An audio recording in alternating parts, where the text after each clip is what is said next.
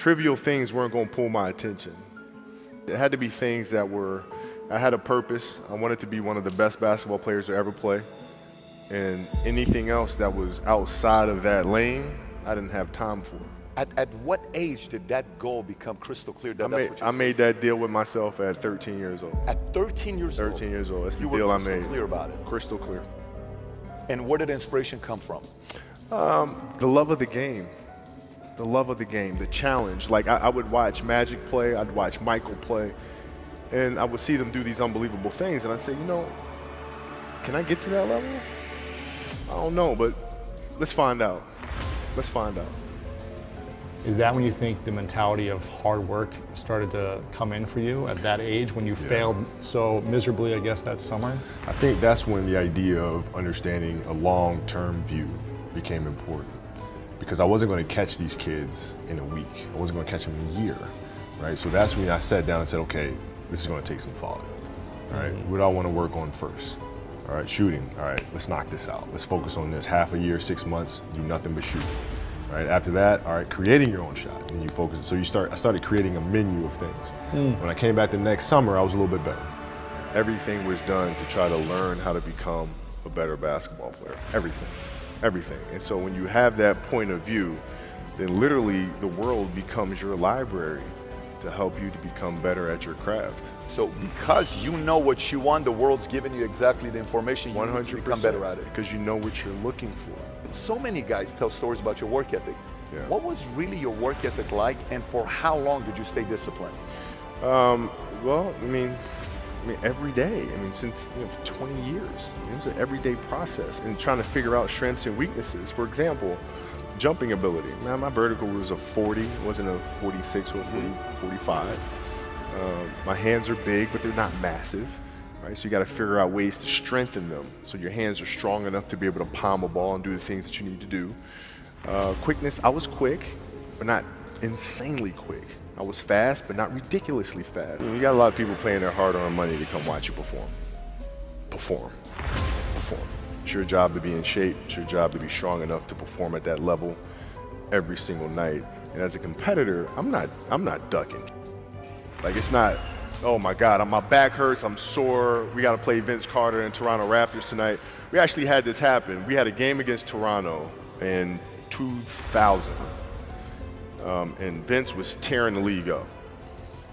My back was jacked. But like the perception of that, like what?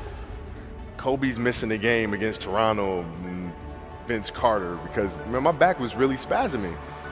But people will be like, what? Oh, he's ducking Vince. Excuse me? No, I don't think so. So I would be in the layup line like, okay, there's a lot of days where you can rest and recover. Today ain't one of them.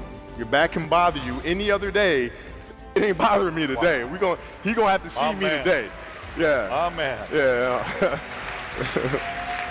Mamba mentality simply means trying to be the best version of yourself. That's what the mentality means. It means every day you're trying to become better. And it's a constant quest. It's an infinite quest. Okay, if you want to accomplish something, I'm not just going to sit here and say, yes, you can do whatever you want. Yes, you can, but you have to also put in the work to get there. And when you grow up as a kid thinking that the world is your oyster, and all things are possible if you put in the work to do it, you grow up having that fundamental belief. I had goals, I had expectations and things I wanted to accomplish, and so like the outside world could not meet that for sure. I knew I wanted to win like 5, 6, 7 championships. That was my goal. For me to come out and say that, people would think I was a lunatic. So no matter what they said or what they threw at me, my expectations were certainly higher.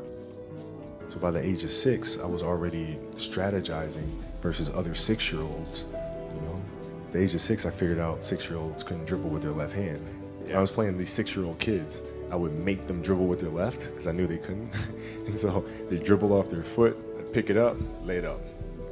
Do it again, dribble off foot, pick it up, lay it up. So at 6 years old, I had 63 points. And I scored not a free throw, nothing, not a lucky shot, not a breakaway layup, 0 points. And I remember crying about it, being upset about it. And my father just gave me a hug and said, listen, whether you score 0 or score 60, I'm gonna love you no matter what. Wow. Now, that is the most important thing that you can say to a child. Because from there, I was like, okay, that gives me all the confidence in the world to fail. I have the security there. But to hell with that, I'm scoring 60. Let's go. Right. And from there, I just went to work. I stayed with it, and I kept practicing. You can't control that passion, man. You know, sometimes you just kind of have a fire. You need to keep those flames burning. Yeah. Man, ain't nothing you can do about it. Like you don't really have much of a choice. Like you wake up in the morning and you go. Even if you tried to dial it back, it'll just build up, and then it'll just like come out 10 times worse than it was before. Yeah. You can't really control it. Passion came from the love for the game. You know, I loved everything about it. Like the smell of the ball. You love the smell of the ball. Yes, the ball. You know, the smell of like brand new sneakers and like the sound the ball makes when it hits the ground. Sneakers in the gym. Sneakers squeaking. Yeah, ball going through the net. Like all those things I love. And so the passion comes from that, because once you have that love, you just want to be a part of this thing all the time.